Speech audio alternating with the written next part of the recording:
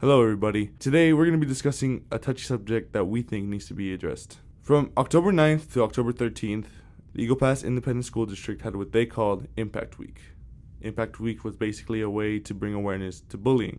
Yes, there was many days, like one for gender equality, verbal and physical abuse, anti-cyberbullying, and then the last one was going to be school spirit. So the subject we're going to be talking about today, it goes really hand in hand with bullying. It did get its own day on Impact Week, but it was overlooked.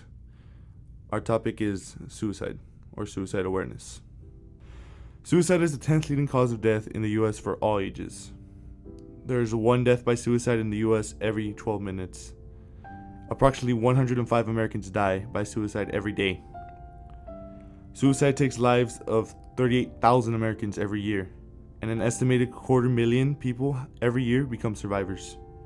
That is just in the U.S. alone. Globally, there is one death by suicide in the world every 40 seconds. Suicide is the second leading cause of death in the world from those aged 15 to 24, and depression is the leading cause of suicide worldwide. There are many signs to look for.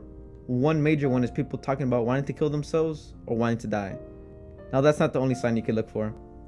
Whenever people try to look for a way to kill themselves, either when they're talking about feeling hopeless or having no purpose at all. Whenever they're talking about feeling trapped or being in unbearable pain in any situation. Talking about being a burden to others is a major factor as well. Increasing the use of drugs and alcohol is one major sign. Also, people like to act anxious, agitated, and reckless whenever they're feeling down. Whenever they sleep too much, or too little even, that's a major sign as well that something is wrong. One thing people don't really see as a factor for suicide, or a sign, is showing rage or talking about seeking revenge. Also, even just displaying extreme mood swings seems as that could just be something else mentally, not actual depression or wanting to kill themselves. So, how many of you even remember the first thing we said? How many of you actually care about the facts? Just because I'm saying the facts doesn't mean I'm actually bringing awareness to where it needs to be. A lot of the times it's overlooked just the way we did it. We say the facts and that's it. My story wasn't that I was gonna commit suicide, but it was the early stages. I was able to catch myself before I went down that path. And I was very lucky that I was able to reach out myself. I was able to go out there. Unfortunately, wasn't as lucky, but he was able to catch himself just before it ended. My reason why I'm depressed, or I don't have clinical depression, I have emotional depression.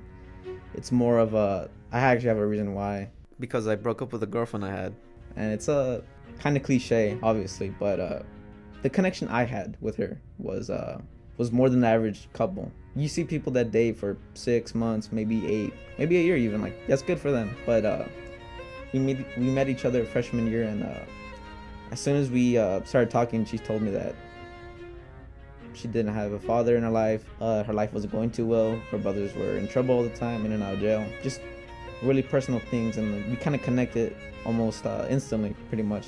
And to be honest, my life has been pretty normal. I haven't had insanely crazy bad things happen to me. I felt like that built her character, so I was attracted to that. And over the next year, we had our ups and downs.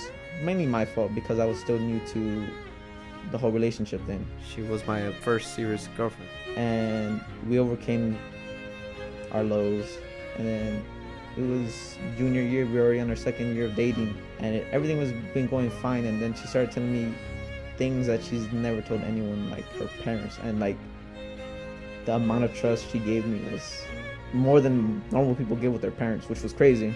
And it pretty much got to that level where, when people say, oh, we're twins, we know what we're gonna say, I think we were kind of truly one at a certain point, because we knew everything about each other. She told me everything that ever happened in her life, why she was sad all the time, why she was happy, and I told her the same thing. We would spend hours on the phone. Even if we would see each other at school and we would both go home, she would call me or text me, how was your day? If I just didn't see her 30 minutes ago. She also hit a low point in her life, and she thought it wasn't well for us to be together, because she had fallen out of love and she wanted to see how it was being by herself. She broke up with me, and I was frustrated so much, because she didn't even tell me why she was confused and didn't want to be together anymore. And it hurt a lot. It did. And I didn't really know how to cope with it. Like, my teachers knew I was off, my parents, and they all said, like, well, you have to respect your decision. And, like, it didn't stop there, which I really wish it did, because it got worse. She came back to me saying she had made mistakes in her life, like, right after we broke up. She said that, oh, being by myself wasn't right for me, I need you back. But she'd always had the mentality that she wanted to be independent, but she still needs me, that type of relationship. And for me, I'd been in the same situation, like, mentally, like, oh, I love her, we're gonna be together for a good while, we've already made it 2 years and like 4 months, we were going pretty strong, and then this started happening. I want to say, like, the worst month of my life happened then. But the worst month of my life happened where it was back and forth. She was trying to fix her flaws, and I was there trying to help her, and she ended up making more mistakes while we're together, and little things that are unnecessary. So I broke up with her, but the thing is that I didn't want to. Like, I don't know, our relationship was so deep that I felt like I could deal with her struggles and her, like, mess ups in life forever, but I knew it wasn't the best for me. So I broke up with her, and I know she's not doing well now. And she didn't want to become friends. Like, she didn't want to be friends after we dated. That hurt even more. I didn't really know how to deal with it. Like, even now, I don't know how to feel about it still. Like, I'm still confused myself now. It's like, when we broke up, I quit my job. I kind of used the excuse of, oh, I'm not getting hours. I made up an excuse because I was that emotionally torn. I didn't want to go to work anymore. And then that week, the Monday following, I didn't go to school. Friday, I didn't go to school. I skipped school for like solid 3 days. And all I did was go to my closet and sit in the corner. But that's how I would deal with my feelings. Like, I didn't know I was depressed, but she would still call me, like, even after we broke up, checking if I was okay. And I'm not, believe it or not. Like, I harmed myself. Like, I would cut myself, and I've only told like one person. I'm not seeking attention. I don't want to bring attention to myself, so I would do it in places that, like, you can't see, and I would do it often. Like, that's my way of coping with it. So far, like, I still don't know what to do. I don't want to move on, but I have to.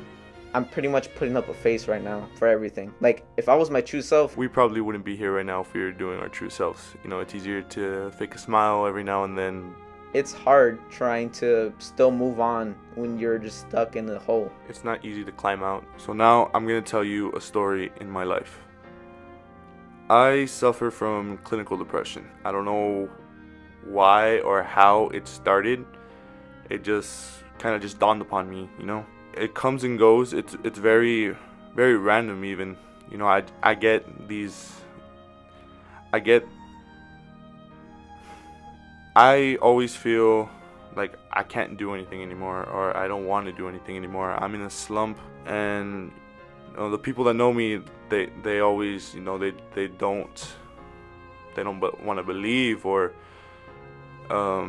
even listen. So for me, my depression is basically just a chemical imbalance. I don't know what caused it, and I don't know what started it. And I know there are a lot of people out there who basically feel the same way. There are people out there who, you know, have attempted suicide and have not told anybody. I am pretty close to that. For me, what I did was, on a day all alone, I grabbed random pills from different containers around my house, you know, random pills like painkillers or, you know, something that's really gonna, you know, end my life. And I was weighing out the good and the bad, and the good seemed like, you know, it makes sense why you're doing this. I don't know why you're doing this, but it just makes sense. And something just clicked, and I just threw the pills away, and I didn't do it. I haven't told anybody this, not even my parents, maybe like 1 or 2 people, but I'm telling this story so I can make sure that the people who have actually attempted or are thinking about it know that you're not alone. We all have our inner demons, and it's just something we have to overcome. So why do we spend our time telling you this? We are basically a couple of nobodies who are just sharing our story on the internet for whoever's there just to listen to it. The point I want to make across is that it's easier to reach out than you think. It's easier to seek help. We are basically telling our story to you. We don't know who you are, and you probably don't even know us. But you could go to someone you know and someone you trust, or seek professional help. For instance, me, I go to a psychiatrist every now and then. I had to go to the counselor here at school, and I had to explain, I'm failing because I'm depressed. I can't do the work. I can't motivate myself anymore. They called my parents and they told them the whole situation. It was pretty difficult at the time, to admit, I have a problem. But it's a good thing to realize I have a problem, I need help. It's not a bad thing to seek help. So basically that's how I'm coping with it. I looked for help and I'm on medication right now. Since my situation had a reason because of a girl, usually during relationships you push your friends away. After we broke up, I literally had no one to turn to except my friend here and some others. And that's when I realized, what did I do, to my life? I spent so much for one person who couldn't do what was best for themselves. How I deal with everything, I try to go out with friends and distract myself as much as I can. Thing is that there are people out there, whether they reach out to you or you reach out to them. So I reached out to all my friends, and I reached out just trying to get back and be friends again. Who every time I went with them, they all noticed hey, something's wrong with you, dude. They honestly knew you haven't talked to us for a good couple months. Obviously you're coming for some reason. And when I explained to them, they were all supportive. And that's when I realized hurting myself, cutting myself, whatever you want to say, is not the way to go. Other than the fact it's bad physically, if you ever want to move past something, physically harm yourself, there's going to be scars left there that will remind you of it. That's not what you wanted. You wanted to move past it. So why would you remind yourself every day whenever you take a shower? Why would you remind yourself every day when you change your clothes? You have to go reach out to someone, but maybe if they're reaching out to you, maybe you have to notice as well. Maybe someone is trying to reach out to you and you just don't notice it. So you have to be aware of everything. And all those signs that we said, maybe they're mad all the time, maybe they're mood swings, maybe they're joking about dying. It's just small things that people are saying or doing that is their way of reaching out, that we all look over. It goes over our head. Things that we all need to be aware of. That was one thing this Impact Week, I believe, kind of failed.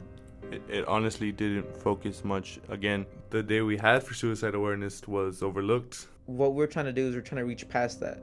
We don't want this to be contained within the school grounds. We want this to go to anyone and everyone who needs help. Here's the thing about, when we're talking about suicide, people think, if you don't talk about it, it's not a real problem. We're here to say, obviously it is. You heard our facts. If you listen to them again, you realize how bad it can escalate. We want to make sure that suicide is in the back of people's minds.